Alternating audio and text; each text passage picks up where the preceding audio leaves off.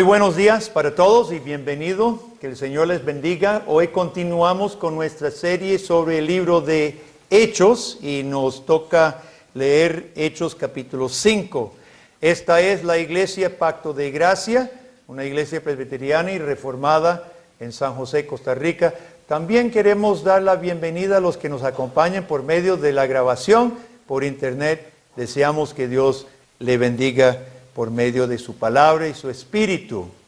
Vamos a leer después del capítulo 4 de la sanidad, del arresto, de la oración, ¿se acuerda? El domingo pasado, y finaliza el capítulo diciendo en capítulo 4:36, entonces José, a quien los apóstoles pusieron por sobrenombre Bernabé, que traducido es hijo de consolación, levita natural de Chipre, como tenía una heredad, la vendió y trajo el precio y lo puso a los pies de los apóstoles. Recuerde que no había capítulos y versículos en el manuscrito original de Lucas, ¿verdad? Esos fueron puestos después. Así que se sigue leyendo así. Pero cierto hombre llamado Ananías, con Safira su mujer, vendió una heredad y sustrajo del precio, sabiéndolo también su mujer, y trayendo solo una parte, la puso a los pies de los apóstoles. Y dijo Pedro, Ananías, ¿por qué llenó Satanás tu corazón para que mintieses al Espíritu Santo y sustrajeses del precio de la heredad? Reteniéndola no se te quedaba a ti, y vendida no estaba en tu poder. ¿Por qué pusiste esto en tu corazón? No has mentido a los hombres, sino a Dios. Al oír a Ananías estas palabras, cayó y expiró, y vino un gran temor sobre todos los que lo oyeron. Levantándose los jóvenes, lo envolvieron y sacándolo lo sepultaron. Pasado un lapso como de 3 horas, sucedió que entró su mujer, no sabiendo lo que había acontecido. Entonces Pedro le dijo, dime, ¿vendiste en tanto la heredad? Ella dijo, sí, en tanto. Pedro le dijo, ¿por qué conveniste en tentar el Espíritu del Señor? Y aquí a la puerta los pies de los que han sepultado a tu marido y te sacarán a ti. Al instante ella cayó a los pies de él y expiró. Y cuando entraron los jóvenes y la hallaron muerta, la sacaron y la sepultaron junto a su marido. Y vino gran temor sobre toda la iglesia y sobre todos los que oyeron estas cosas. Y por la mano de los apóstoles se hacían muchas señales y prodigios en el pueblo, y estaban todos unánimes en el pórtico de Salomón. De los demás ninguno se atrevía a juntarse con ellos, mas el pueblo los alababa grandemente.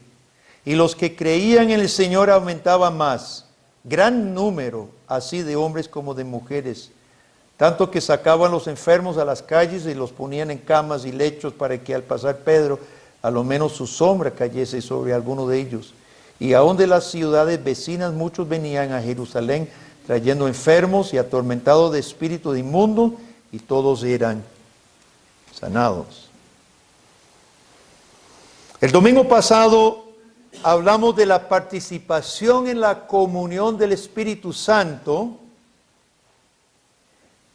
y cómo la participación en el Espíritu de Dios y la comunión con Dios movió la iglesia a ser una comunidad familiar, una comunidad amorosa, una comunidad que compartía esa misma comunión unos con otros. Pero no todos eran sinceros. Y era necesario que Dios, al comienzo de la nueva organización de la iglesia, al comienzo, porque la iglesia no es nueva, es el pueblo de Dios, pero ahora hay un nuevo gobierno, una nueva organización, un nuevo propósito para la iglesia de ir a los fines de la tierra con el mensaje del Evangelio.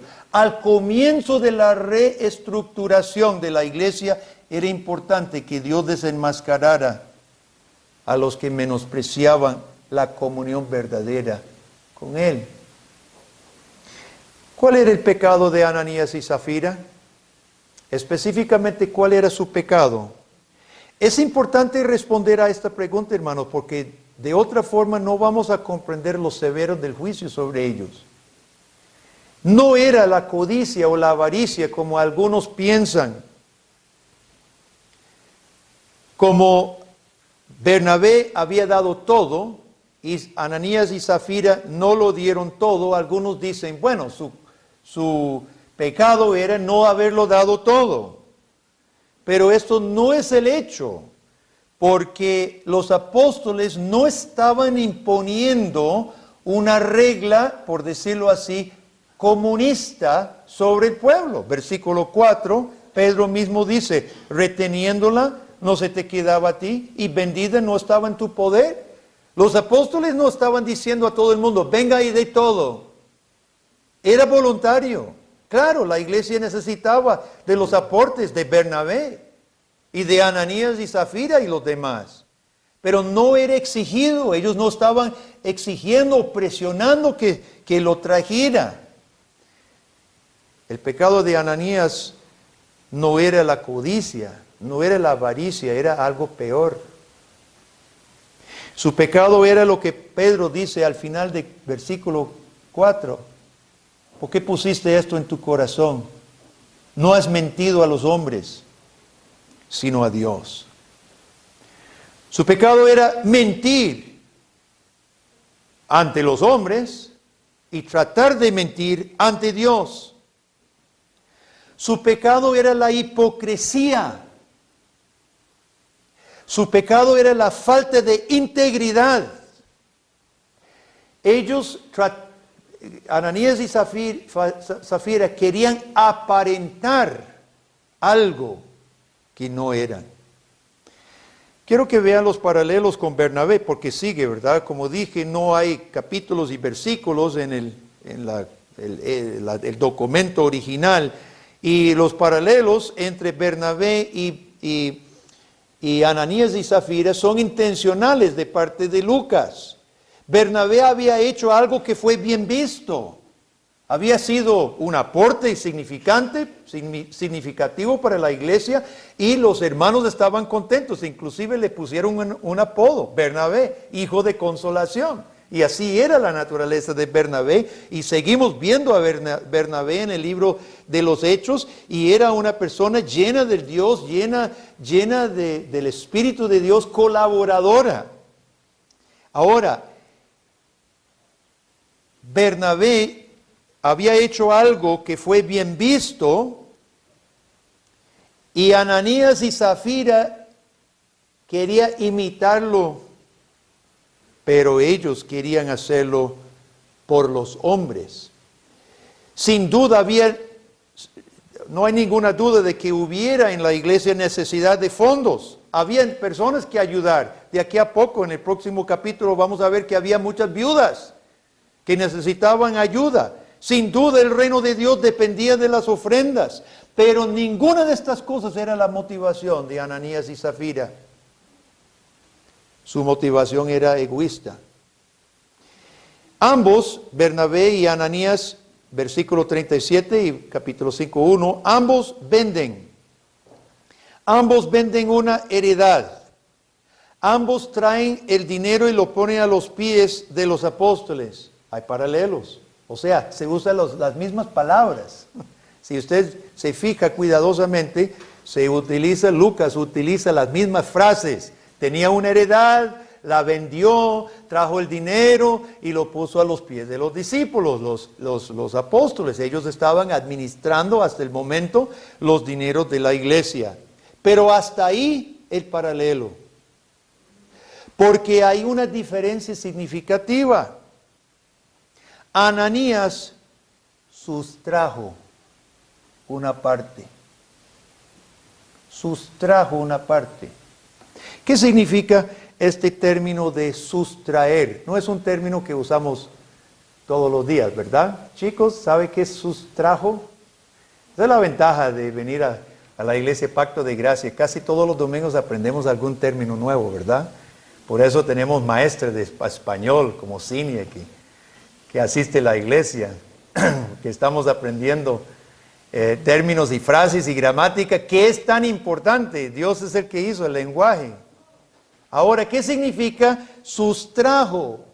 Sustraer tiene la idea de sacar, pero secretamente. Robar sin que nadie se dé cuenta. Fíjese que este término es el mismo término que se usa en el Antiguo Testamento para describir lo que hizo Acán. ¿Cuántos se acuerdan? Acán. ¿Se acuerdan todos? ¿No dijeron amén?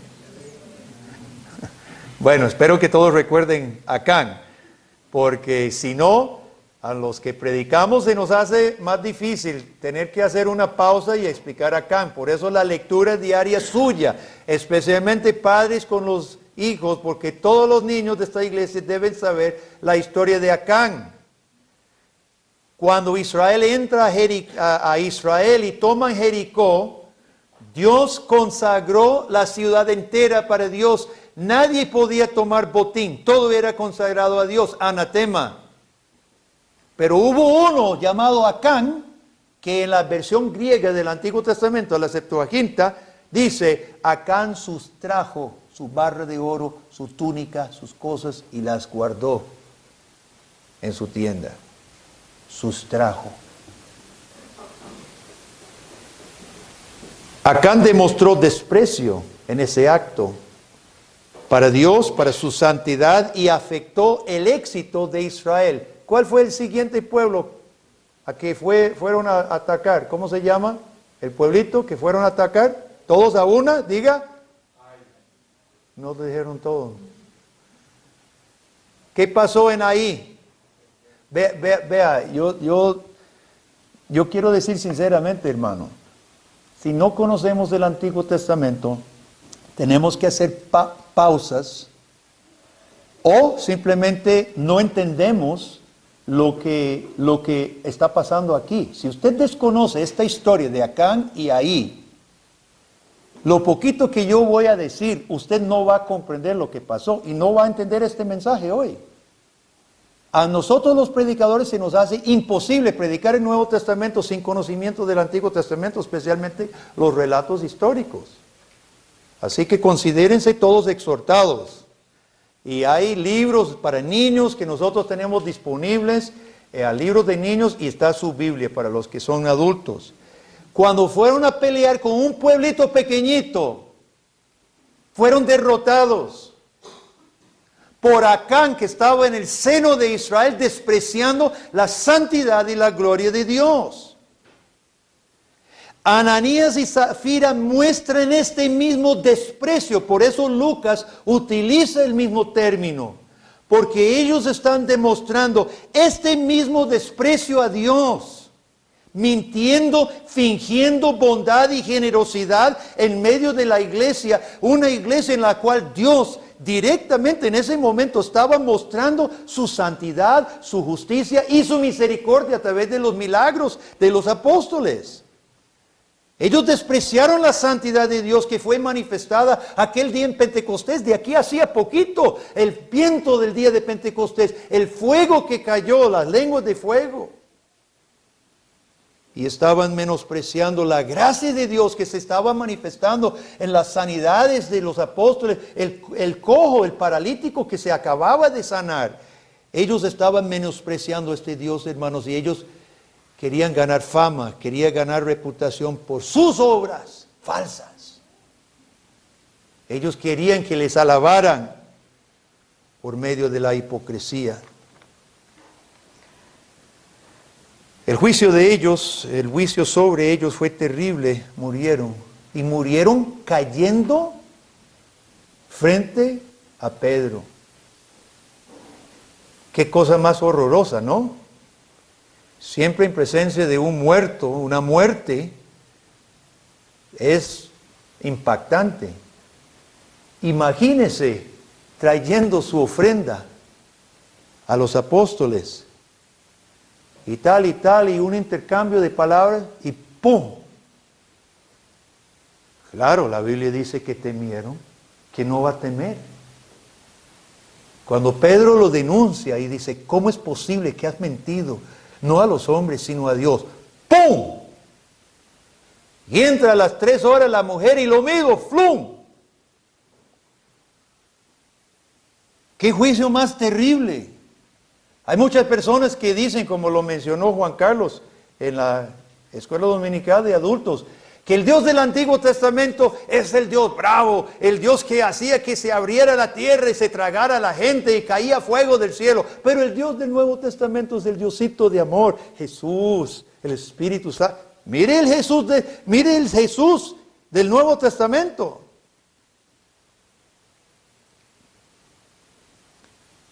Hubo juicio inmediato sobre los que menospreciaban intencionalmente las manifestaciones de la santidad y la misericordia de Dios. Y como hablamos el domingo pasado, recuerda lo que dijimos, que la sanidad, estas sanidades del paralítico, las otras sanidades que estaban haciendo los apóstoles, no era el reino final, porque esas personas sanadas siempre murieron. Eran señales de lo que viene en el reino futuro, glorioso, consumado de Dios. Son señales. De la misma manera, hermanos, tenemos en la muerte de Ananías y Zafira una señal de juicio sobre los hipócritas. Dios hoy en día no mata a todos los hipócritas, gracias a Dios, porque nos ha dado tiempo, porque ¿quién aquí presente diría, yo nunca he aparentado algo que no soy? Todos nosotros lo hemos hecho. Yo creo que esta iglesia seguro estaría vacía si Dios matara de la misma forma a toda persona que mintiera a Dios, que falsificara su fe. Dios no lo hace porque no ha traído su reino final. Pero aquí al principio de la reestructuración de la iglesia, hermanos, Dios muestra así como será el juicio sobre los hipócritas y los mentirosos. En Apocalipsis 21:8 dice, ¿quiénes proceden al infierno? En Apocalipsis 28 dice, pero los cobardes e incrédulos, los abominables y homicidas, los fornicarios y hechiceros, los idólatras y todos los mentirosos tendrán su parte en el lago que arde con fuego y azufre, que es la muerte segunda. Con Ananías y Zafira Dios estaba dando una señal también de juicio. Una señal terrible, sí. Una señal que Dios no sigue haciendo en todos los casos, gracias a Él. Pero una señal lo que será el fin de los mentirosos y los hipócritas. Hoy Dios da oportunidad para que nos arrepintamos. Pero queda la advertencia de la palabra de Dios. Lo que uno sembrare, eso cosechará. Zafira, la esposa, era cómplice. Qué tristeza que esta mujer no fuera ayuda idónea de verdad. Qué tristeza que ella no hubiera frenado la maldad de su marido. Zafira pudiera haberse negado a mentir junto con Ananías. Debiera haberlo hecho. Zafira pudiera haberse encerrado en su cuarto de dormir para orar y clamar a Dios. Pudiera haber ido a donde Pedro, antes de que sucediera la tragedia, a pedir su ayuda, a advertirle la locura de lo que estaba haciendo su marido y hubiera salvado la vida de los dos. Pero en lugar de hacer que su matrimonio fuera un santuario de santidad, ella se une a la hipocresía de su marido, prefiriendo buscar la buena voluntad de los hombres que el favor de Dios. Después de que ella muere también, ¿cuál es la respuesta? Versículo 11, vino gran temor sobre toda la iglesia y sobre todos los que oyeron estas cosas. Temor, claro. El que no tiene temor de Dios no es cristiano. ¿De qué se trataban todos los sacrificios en el Antiguo Testamento, hermano? Se trataban de un Dios santo. ¿De qué se trataban el hecho que tenía que haber sacerdotes especiales que intermediaran para el pueblo, que no era cualquiera que podía entrar a la presencia de Dios? ¿De qué se trataba? De un Dios santo. ¿De qué se trataba los juicios diversos? El diluvio, el mar rojo y todo lo demás. ¿De qué se trataba? De un Dios santo. ¿De qué se trata la cruz de Calvario? Donde fue colgado Jesucristo, hermano.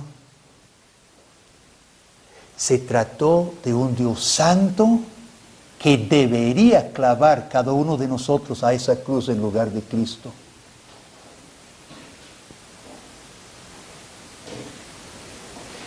¿Quién aquí presente no ha pecado de la manera que Ananías y Zafira ha pecado? ¿Quién aquí presente no ha aparentado ser lo que no es? La iglesia temió porque se había manifestado la terrible santidad de Dios. Así como nosotros hoy también debemos temer. Yo merezco caer muerto. Y a lo mejor usted también.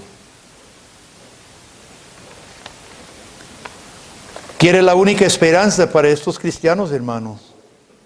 Ante la terrible santidad de Dios, ante el juicio de Dios. ¿Quiere la única esperanza para ellos? Versículos 12 al 14.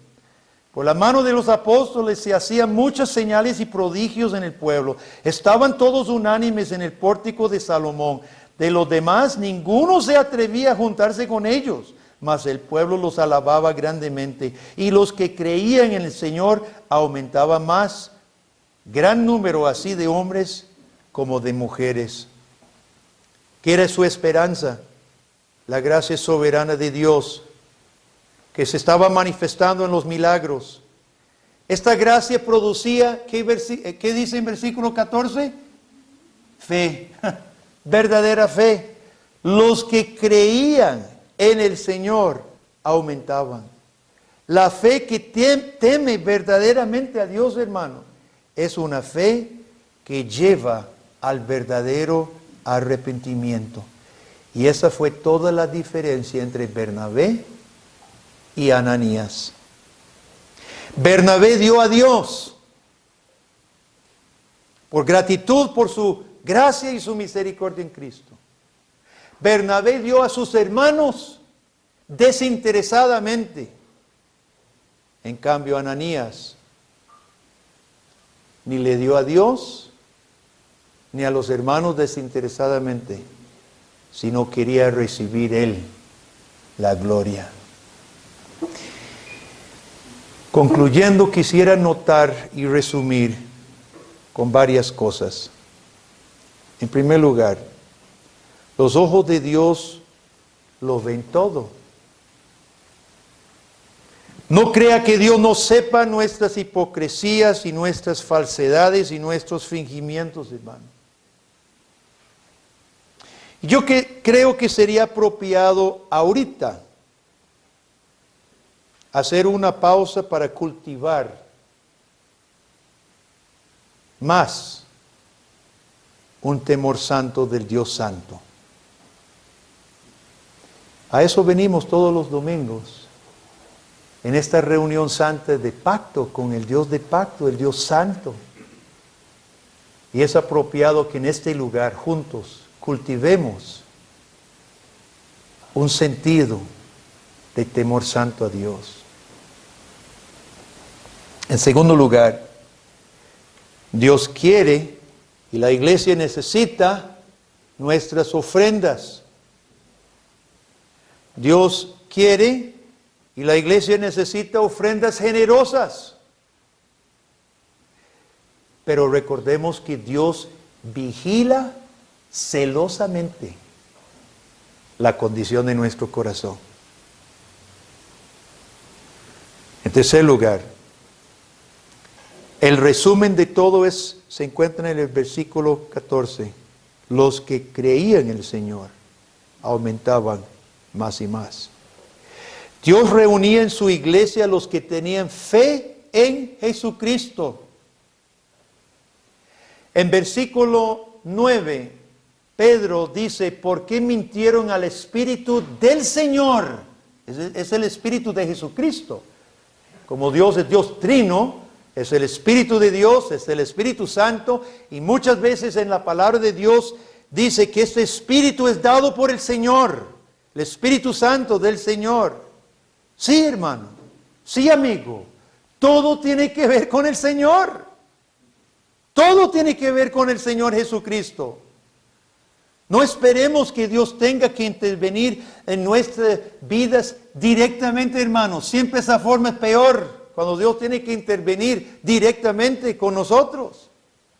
No esperemos, hoy traigamos corazones dóciles ante el Señor Jesús. Traigamos vidas dispuestas ante el Señor Jesús por su llamado y por su palabra. Si usted nunca ha presentado su vida verdaderamente ante Cristo Jesús, hoy Jesús le invita por medio de esta palabra que se olvide de la presentación delante de los hombres, que traiga un corazón contrito y humillado, como dice la palabra de Dios, porque Dios no despreciará un corazón contrito y humillado. Y la promesa de Jesucristo dice, el que viene a mí, no le echo fuera jamás. Jesucristo invita a todo hipócrita, mentiroso, pecador, arrepentido, a que reciba perdón completo, salvación eterna, la promesa de vida eterna. Ven. Y para todos nosotros, que muchas veces poco a poco podemos caer en buscar agradar a los hombres, poco a poco caemos en quitar la mirada de Cristo, el que dio su vida por nosotros. El único que reinará para siempre. Esta palabra viene para todos. Y nos recuerda una vez más, todo tiene que ver con Cristo. Dios añadía a su iglesia los que creían en Cristo. Y eso es lo final, hermano. Poner la mirada en Cristo.